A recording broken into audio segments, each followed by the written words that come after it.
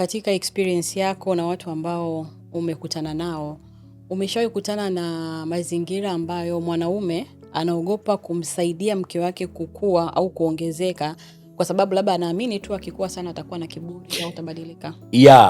Na ni kwa bahati mbaya idadi ya wanaume wa hivyo inazidi kuongezeka sana.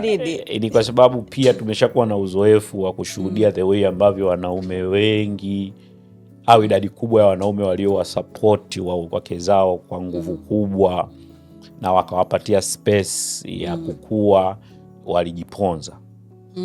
Wakajikuta walikuwa wanahitajiwa na hao wanawake, kwa sababu hao wanawake walikuwa na matatizo na walikuwa na uhitaji, na the moment uhitaji wao ulipoisha ndio hao wanaume wakagundua kwamba kiukweli hawakuhitajika tena.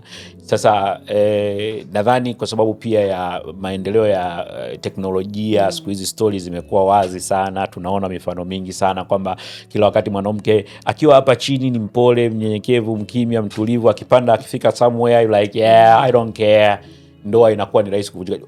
Na sio kwamba ni stories za kutengenezwa.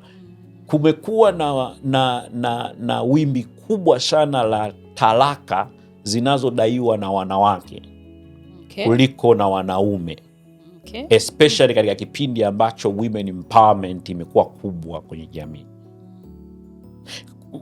Na hizo takwimu zipo wazi. Ukijaribu kuziangalia sasa hivi idadi kubwa ya watu wanaoomba talaka kutoka kwenye ndoa ni wanawake. Na ukijaribu kuangalia unakuta idadi kubwa ni ya wanawake wanaoomba talaka za kutoka kwenye ndoa ni kwa sababu financially they are stable, wana ndoto zao, wana direction ya maisha na vitu. Na hiyo imekuwa ni kana kwamba sasa ndoa imekuwa ni kwa ajili ya wanawake wasio, ni wanawake fulani ambao bado hawajajipata. Bado hawajajipata. Kuna namna wanajitafuta, lakini ngoma zinakuja zinakataa.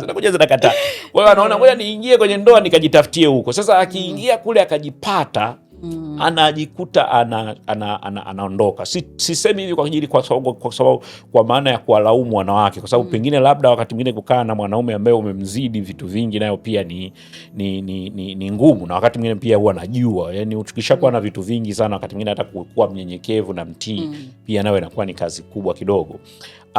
Lakini hofu kwa wanaume imezidi kuwa kubwa, na inazidi kuwa kubwa kwa maana ya kwamba sasa wanaume wengi wanaogopa hata kuoa. Tukiachilia mbali wale ambao wanaogopa kuwasaidia wake zao na kuwapatia nafasi ya kukua, tumeanza kuwa na idadi kubwa ya wanaume ambao hata swala la kuoa tunalo kabisa. Yani kwamba bana heri nusu shari bana kuliko shari kamili.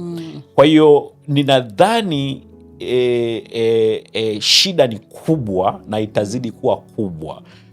Of course kuna hii mifano unakuta wenzetu huko hatujafika sana, lakini huko wenzetu Ulaya unakuta mke wa bilionea ametaka talaka, wamegawana mali, all of a sudden kesho asubuhi kaamka naye ni bilionea, yupo kwenye orodha ya Forbes, mwanamke tajiri duniani.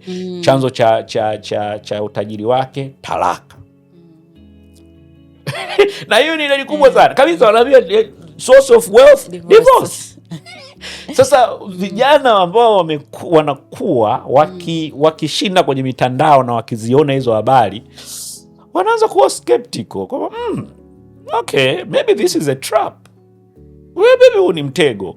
Sasa hii hofu inavyozidi kuongezeka ni hatari sana, kwa sababu sasa wanaume wengi wanaanza kuwa na mashaka hata kama ataoa na kumpa nafasi mkewe kufanikiwa, lakini anaogopa kutia mkono wake kwenye kusupport growth ya mke wake, kwa sababu anaona like ni kama najichongea mimi mwenyewe.